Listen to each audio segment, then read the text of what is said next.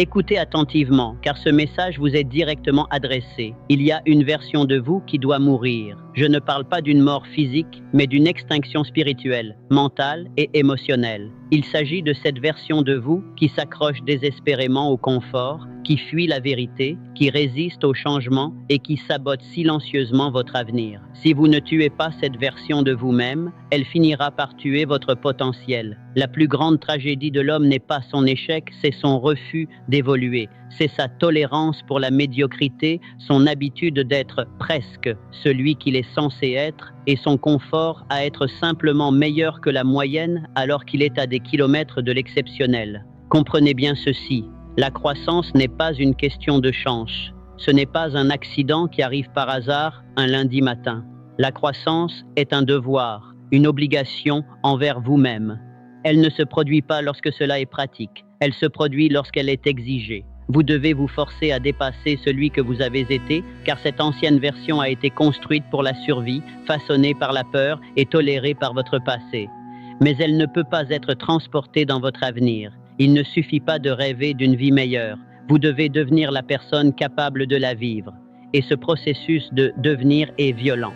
Il exige des sacrifices, il exige de l'inconfort. Il exige une guerre quotidienne contre les parties de vous qui préfèrent la facilité à l'excellence.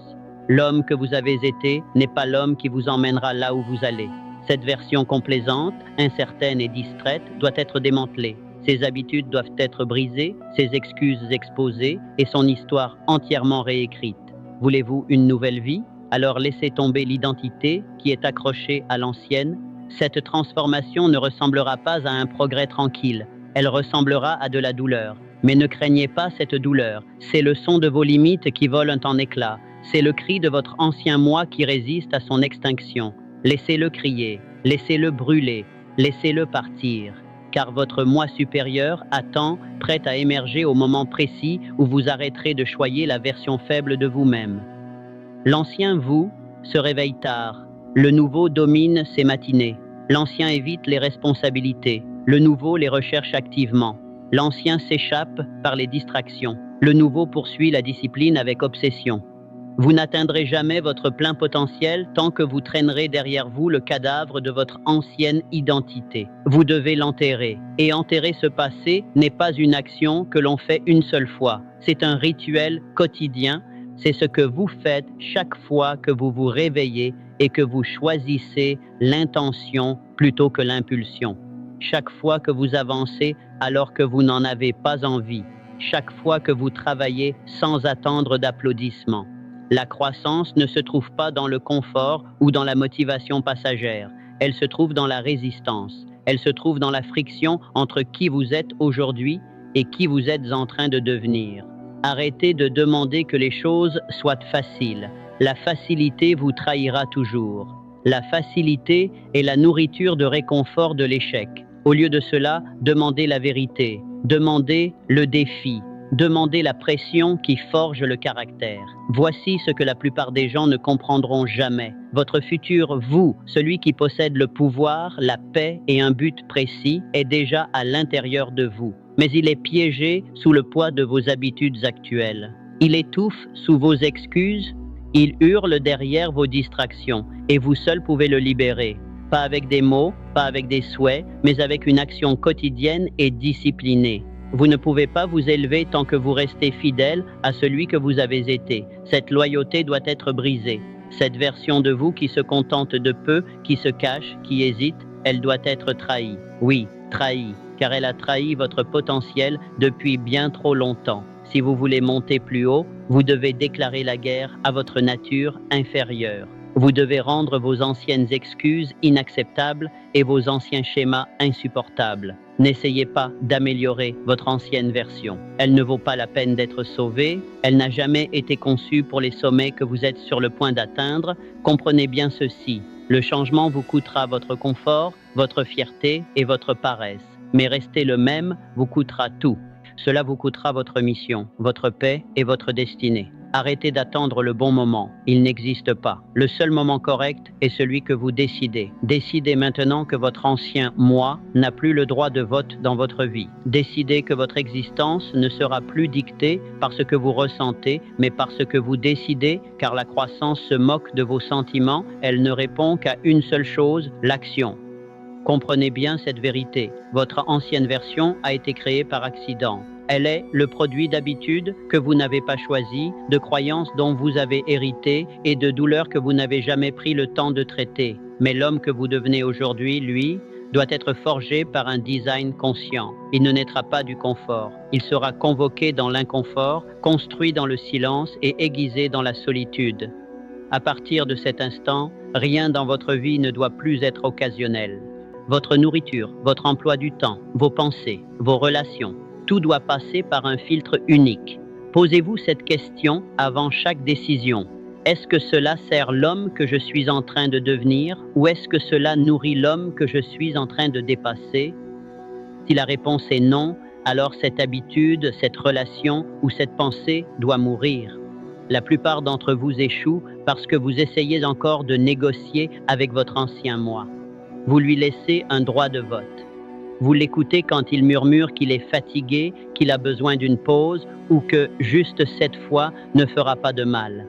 Mais je vous le dis, chaque fois que vous négociez avec votre faiblesse, vous redonnez vie à vos limites. Vous devez devenir l'exécuteur de votre propre paresse. Vous devez trahir cette version de vous qui se contente de peu, car elle a trahi votre potentiel pendant bien trop longtemps. Le succès n'est pas gentil, il n'est pas doux. Il ne fait aucune exception pour vos émotions. Il exige que vous abandonniez toute croyance qui dorlote votre fragilité. L'homme qui attend de se sentir prêt ne s'élèvera jamais. La transformation est un processus violent. C'est une démolition quotidienne des pensées, des comportements et des frontières qui ne servent plus votre mission. Vous devez développer une allergie aux excuses et un dégoût si profond pour la stagnation que l'idée de rester le même devienne insupportable. Ne cherchez pas à améliorer votre ancienne version, elle ne vaut pas la peine d'être sauvée. Elle n'a jamais été conçue pour les sommets que vous allez atteindre. Remplacez-la, brutalement, intentionnellement. Il existe une force invisible dans ce monde qui travaille sans relâche pour voler vos pensées et affaiblir votre volonté. Napoléon Hill l'appelait la dérive. Dériver, ce n'est pas forcément être paresseux, c'est bien plus dangereux. C'est vivre par habitude, par impulsion, par peur, sans but précis et sans intention. C'est se réveiller, scroller sur son téléphone, aller travailler sans passion, rentrer chez soi, consommer du bruit et recommencer. Si vous vivez ainsi, vous n'êtes pas aux commandes. Vous êtes un passager dans votre propre vie, guidé par les forces du chaos. Le diable ne gagne pas en vous effrayant, il gagne en vous rendant confortable. Il vous apprend à craindre la critique, l'échec ou l'opinion des autres, jusqu'à ce que vous vous sabotiez vous-même avant même d'avoir commencé. Mais voici l'antidote, la définition d'un but précis. Un homme qui a une mission brûlante, un désir magnifique, ne peut pas être possédé par la dérive. Il se lève avec un feu intérieur. Il évalue chaque choix en fonction de son alignement avec son but. Personne ne viendra vous sauver, personne ne vous apportera la discipline ou le courage sur un plateau. Ce sont des décisions internes qui doivent être forcées. Vous devez saisir votre esprit avec intensité et déclarer que vous ne serez plus gouverné par les tendances, les conditions ou la faiblesse. La liberté commence le jour où vous réalisez que votre esprit est soit dirigé, soit dominé. Il n'y a pas de terrain d'entente. Soyez impitoyable avec votre environnement. Tout ce qui émousse votre but est un agent de votre chute. Éliminez les distractions. Remplacez-les par des rituels qui renforcent votre moi supérieur. Levez-vous avant le monde, non pas pour travailler plus, mais pour devenir plus. Programmez votre subconscient par l'autosuggestion. Je suis le maître de mon esprit. Je ne dérive pas, je décide. Chaque acte de discipline est un acte de guerre spirituelle contre la dérive. Chaque fois que vous dites non à une distraction facile et oui à votre travail acharné, vous brisez une chaîne. Vous ne devez plus demander la permission de monter plus haut. Vous devez la prendre par l'action, par la persévérance et par une résolution inébranlable qui fait que l'ancien vous n'a plus aucune place où se cacher. Vous voici arrivé au point de non-retour. Si vous avez suivi ce chemin, si vous avez survécu au feu de la transformation, vous commencez à réaliser une vérité que peu d'hommes oseront jamais admettre. Le changement que vous avez opéré n'est pas une simple amélioration de votre ancien moi, c'est une résurrection. L'homme que vous étiez, celui qui doutait, celui qui hésitait, celui qui cherchait l'approbation, est maintenant enterré sous une montagne de discipline. Vous n'avez pas seulement adopté de meilleures habitudes, vous avez démantelé une identité de survie pour laisser place à une identité de puissance. Comprenez bien que cette nouvelle version de vous-même n'est pas une phase, c'est un style de vie. C'est un engagement quotidien à ne jamais reculer, à ne jamais répéter et à ne jamais recycler celui que vous avez déjà été. Vous avez prêté le serment de ne plus jamais vivre comme l'ombre de votre potentiel. Ce serment n'est pas émotionnel, il est structurel, ancré dans votre emploi du temps, vos rituels et vos principes non négociables. Vous marchez désormais la tête haute, vous parlez avec clarté et vous dirigez avec force, parce que vous savez que vous avez gagné ce droit dans la sueur, le silence et la solitude. Votre plus grand atout est désormais votre aura, cette force invisible qui vous entoure et qui précède chacun de vos mots. Avant même que vous n'entriez dans une pièce, votre énergie a déjà négocié les termes de la rencontre. Vous n'attirez plus ce que vous poursuivez, vous attirez ce que vous êtes. Si votre aura est purifiée par la conviction et la vision, elle devient un signal magnétique si puissant que les opportunités et les richesses n'ont d'autre choix que de graviter vers vous. L'intelligence infinie ne répond pas à vos souhaits éphémères, elle répond à la fréquence constante que vous émettez. Pour sceller cette identité, vous devez maîtriser le gouvernail de votre vie, votre matin. La première heure de votre journée est le moment sacré où vous déclarez vos intentions à l'univers et à votre propre subconscient. C'est là que vous pressez l'argile molle de votre esprit pour lui donner la forme du conquérant. Ne laissez jamais le bruit du monde détourner votre matin. Levez-vous avec une mission. Scriptez votre futur au présent. Visualisez vos victoires avec une intensité telle que votre cerveau ne puisse plus distinguer l'imaginaire du réel. L'homme qui gagne son matin gagne sa journée et l'homme qui gagne ses journées de manière répétée finit par gagner sa vie entière. Mais n'oubliez jamais que Dieu vous brise avant de vous bénir. Chaque douleur, chaque trahison et chaque échec que vous avez traversé n'était pas une punition, mais une préparation. Les bénédictions les plus puissantes sont trop lourdes pour les hommes non testés. Elles détruiraient celui dont le caractère n'a pas été trempé dans le feu. Ce broyage était nécessaire pour briser votre ego et laisser émerger quelque chose de réel, votre but divin. Désormais, vous ne demandez plus « pourquoi cela m'arrive-t-il ?» mais « pourquoi cela me prépare-t-il ?» Vous n'êtes pas ici pour vous fondre dans la masse, vous êtes ici pour briser les schémas. Votre vie est désormais la preuve que la discipline est divine et que l'excellence est une obligation envers le Créateur qui vit en vous.